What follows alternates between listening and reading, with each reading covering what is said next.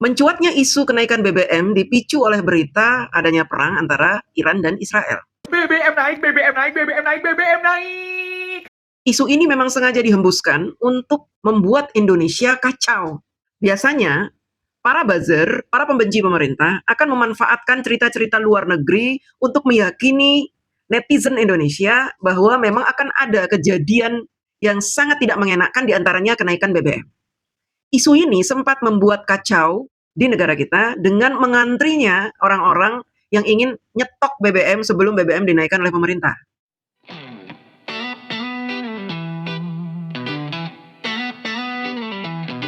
Aku lahir di tanah Indonesia, darahku merah membara,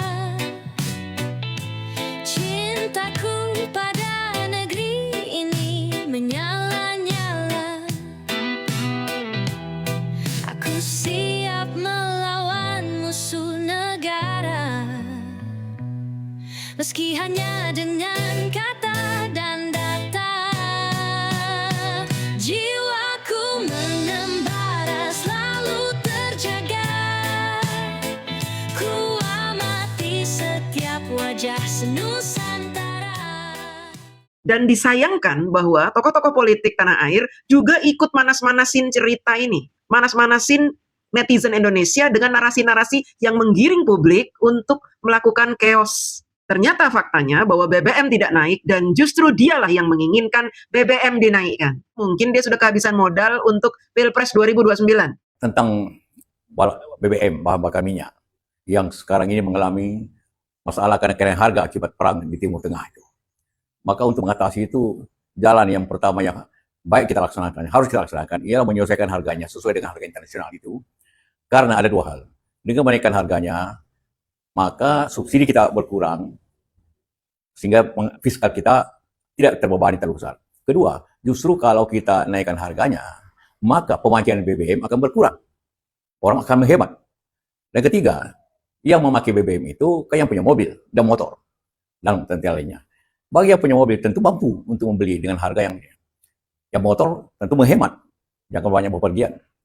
Pengalaman di negara-negara ASEAN seperti Thailand, Malaysia, Vietnam menaikkan itu tidak ada reaksi demo di masyarakat karena masyarakat memahami bahwa itu bukan faktor, ini faktor eksternal yang tidak bisa ditunda, faktor eksternal yang tidak bisa diatasi oleh pemerintah. Jadi untuk stabilitas ekonomi kita, itu langkah itu harus menjadi pertimbangan. Justru pertama untuk mengurangi subsidi, dan yang kedua justru untuk mengurangi penggunaan BBM itu. Karena kalau BBM murah, orang akan bepergian seenaknya. Orang memakai seenaknya kalau BBM murah seperti sekarang ini. Akibatnya kita alami kemacetan di mana-mana. Akibat orang pemakaian dengan murah gitu. Demi mendapatkan dukungan dari rakyat, maka diturunkan orang-orang dari geng Makassar untuk menegaskan bahwa pemerintah harus menaikkan BBM. Pemerintah ingin BBM harganya tetap, tapi mereka menginginkan BBM harganya naik. Karena apa? Upaya mereka untuk membuat chaos gagal gara-gara pemerintah tidak menaikkan BBM. Saya melihat sekarang pemerintah mengambil sikap sekarang. Dia memilih tidak menaikkan BBM dan pasti akan menambah beban fiskal. Oke? Karena dia tidak menaikkan BBM. Dia pilih itu dan saya setuju itu, Bu. Karena kalau dia naikkan maka rakyat yang akan kena. Nah sekarang, mulai besok menurut saya, Presiden tinggal duduk, saya nyari uang dari mana nih untuk beban fiskal ini. Oke? Nah, beban fiskal dari mana? Yang saya katakan tadi, batu bara yang dapat windfall, naikkan pajak ekspornya. Naikkan produksinya dari 600 juta ton menjadi kembali mendekati 2025 800 juta ton. Maka ikutan menambah pendapatan. Pungut semua pajak-pajak yang dibebaskan sekarang. Nikel naikkan, semua naikkan. Nah, itu nggak masalah karena itu tidak terkait dengan rakyat. Dan saya, petambang juga nggak masalah karena windfall. Pada saat dia membuat studi kelayakan, harga tidak segitu.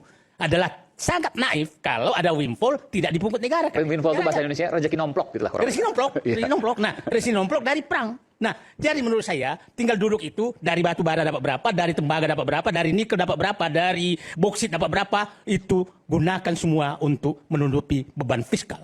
Kalau perlu ada lebihnya, bayar utang supaya beban utang berkurang. Sebelum para pion-pion dan martir-martir ditugaskan untuk mengancam pemerintah, untuk membuat aksi-aksi yang disorot oleh kamera dan media sosial, mereka sebelumnya sudah membuat rencana-rencana yang matang. Bahkan mereka membuat rapat-rapat dengan orang-orang yang dianggap peduli terhadap aksi-aksi mereka dalam rangka berjuang melawan pemerintahan yang saat ini menang. Orang-orang sakit hati ini berkolaborasi, menyusun siasat dan rencana untuk menjatuhkan pemerintah, terutama kekuatan-kekuatan yang ada di pihak pemerintah. Yang mereka khawatirkan adalah kekuatan Bapak Jokowi dan Mas Gibran, yang memang sangat kuat karena didukung dari akar rumput. Mereka ingin mencabut akar rumput yang mendukung Pak Jokowi dengan isu-isu murahan. Karena mereka menyangka bahwa isu-isu yang akan mereka lemparkan ini akan mempengaruhi akar rumput, kemudian akar rumput akan tercerabut dengan sendirinya. Padahal akar rumput Bapak Jokowi dan Mas Gibran justru adalah akar-akar rumput yang punya prinsip tegak lurus kepada Bapak Jokowi dan Mas Gibran. Negara kan untuk hidup harus ada dibiayai. Ya. Kira-kira begini. Turun ya. Kenapa turun? Negara ini harus kerjasama antara pemerintah dengan pengusaha. Ya. Pemerintah menjamin pemerintah bikin jalan, bikin pelabuhan, bikin airport, bikin keamanan, bikin tentara, macam-macam. Bersatunya Bapak Jokowi dengan Bapak Prabowo ini mengakibatkan mereka begitu terguncang dan kekuatan mereka seolah-olah menyusut. Sehingga mereka harus membangun kekuatan itu dengan sekuat tenaga. Tetapi jika hanya mengumpulkan oligarki-oligarki, mantan-mantan TNI, mantan-mantan polisi, mantan-mantan orang-orang yang pernah menjabat di tanah air, politikus-politikus Indonesia tanpa didukung oleh kekuatan akar rumput, mereka itu nggak ada apa-apanya. Itu yang mereka lupa. Mereka menganggap bahwa uang itu bisa mengalahkan siapa saja. Padahal kekuatan akar rumput lah yang menentukan apakah mereka akan berkuasa di Indonesia atau tidak. Pertemuan antara Anies dan para purnawirawan TNI Polri tersebut digelar di Pendopo Anies Baswedan Cilandak, Jakarta Selatan pada Jumat sore. Terdapat 10 purnawirawan TNI Polri yang hadir, diantaranya ada mantan Gubernur DKI Jakarta Sutioso, serta mantan Menteri Agama dan Wakil Panglima TNI Fahrul Razi. Menurut Anies, dukungan dari para purnawirawan TNI ini sudah berlangsung sejak lama, dan kini dukungan itu sudah mulai berlangkah ke hal yang lebih praktis. Karena kita tahu latar belakang pribadinya kan tahu semua. Capres itu kan kita harus tahu track record-nya. Apa yang pernah dikerjakan. Dia ada sukses story tidak waktu menjabat. Sehingga kita yakin karena dia mau ngurus sesuatu yang tidak mudah Indonesia ini. Gitu. Kita harus yakin bahwa dia memang mumpuni, dia sanggup. Gitu. Dan amat yakin dia sanggup, Anies ini. Agendanya memang kita ingin agar Indonesia lebih adil, keluarga-keluarga merasakan kebutuhan pokok yang lebih terjangkau, lapangan pekerjaan yang lebih mudah, biaya pendidikan yang lebih murah, kesehatan yang lebih simple sehingga bisa melindungi semua. Kenapa orang-orang ini mau mengeluarkan uang banyak untuk menghadirkan buzzer-buzzer, mendatangkan orang-orang, membuat agenda untuk menjatuhkan Pak Jokowi dengan biaya yang besar? Ada yang bilang 5 miliar, ada yang bilang 16 miliar, ada yang bilang 50 miliar untuk menumbangkan seorang Joko Widodo. Kenapa mereka mau mengeluarkan uang segitu banyak? Karena sangat menguntungkan apabila Bapak Jokowi tidak cawe-cawe di dalam pemerintahan. Mereka akan sangat diuntungkan apabila tidak ada orang yang peduli terhadap masyarakat. Mereka akan diuntungkan jika tidak ada seseorang yang memberitahu kepada rakyat jelata bahwa hak-hak mereka selama ini dikebiri oleh kepentingan orang-orang oligarki-oligarki untuk kelompok mereka sendiri. Mereka hanya mengeluarkan uang 50 miliar tapi keuntungannya akan menjadi triliunan. Sebagaimana dulu keuntungan mereka membodohi masyarakat, nilainya sangat fantastis, hingga ribuan triliun. 50 miliar itu angka yang sedikit, apalagi cuma 5 miliar. Masyarakat Indonesia yang percaya pada isu-isu, pada cerita-cerita bohong, yang menimbulkan kepanikan dan kebencian. Saya kasih contoh, 19 juta lowongan pekerjaan, yang sebenarnya saat ini sedang diupayakan oleh pemerintah, ternyata munculnya bulian terhadap 19 juta lowongan pekerjaan berasal dari seorang Anies Baswedan. Nah, soal susah cari kerja bukan salah yang kuliah, salah yang belum menciptakan lapangan pekerjaan. Iya. Jadi jangan salahkan yang kuliah. Insya Allah 19 juta itu kita dukung. Loh, Anda nggak setuju 19 juta lapangan pekerjaan? Setuju tidak? Setuju. Dukung tidak? Dukung. Saya juga dukung. Saya juga kepengen 19 juta itu tercipta segera.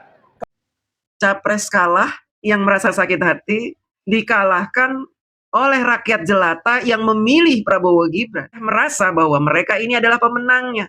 karena mereka berkolaborasi dengan Ganjar. Mereka tidak menyangka bahwa mereka akan dikalahkan oleh pasangan Prabowo Gibran. Ketika bertanding dengan Prabowo Gibran, meremehkan Mas Gibran karena dianggap anak kecil bau kencur yang tidak mungkin bisa menambah masukan suara untuk Prabowo Gibran.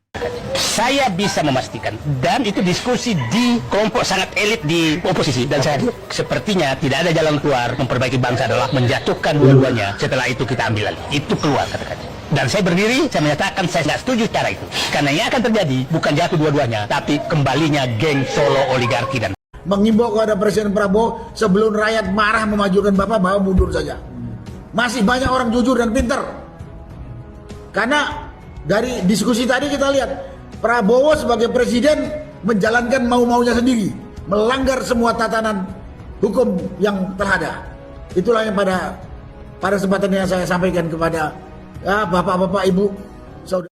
Ancaman pun datang tidak hanya untuk Bapak Jokowi tapi juga ke Bapak Prabowo dan Mas Gibran. Kenapa mereka melakukan itu? Karena mereka menganggap bahwa Bapak Prabowo tidak berada di pihak mereka meskipun mereka sudah mengancam-ngancam. Dan rupanya Bapak JK ketika menjadi wapresnya Bapak Jokowi, beliau ini tersiksa katanya. Karena Pak Jokowi itu sering melakukan rapat. Jadi berarti tersiksa dong Pak, 5 tahun, rapat terus? Sangat. Jadi, kalau Pak SBY, rapatnya kira-kira per 1 minggu sekali. Jadi 50 rapat kira-kira. Kalau ini tiap hari, boleh bilang tiap hari. Presiden yang paling rajin rapat ya? Paling. Ya. Padahal Pak JK nggak suka rapat ya, saya tahu. Sebenarnya tidak banyak. Pak JK itu nggak suka rapat, saya tahu. Jadi berarti tersiksa dong Pak, 5 tahun, rapat terus? Sangat. Karena menteri-menteri itu rapatnya hanya bidangnya. Pak JK semua bidang? Semua. Ya. Seorang pemimpin yang baik adalah pemimpin yang selalu memantau anak buahnya. Sehingga pemimpin tersebut pasti akan selalu mengadakan rapat demi rapat, meeting demi meeting yang serius. Makanya Indonesia 10 tahun di tangan Bapak Jokowi bisa menjadi sehebat ini. Kalaupun dari kubu mereka mengatakan bahwa Indonesia hancur-hancuran di tangan Pak Jokowi, padahal itu adalah sebaliknya. Indonesia menjadi hebat di tangan seorang yang sangat jenius, Bapak Joko Widodo. Terima kasih.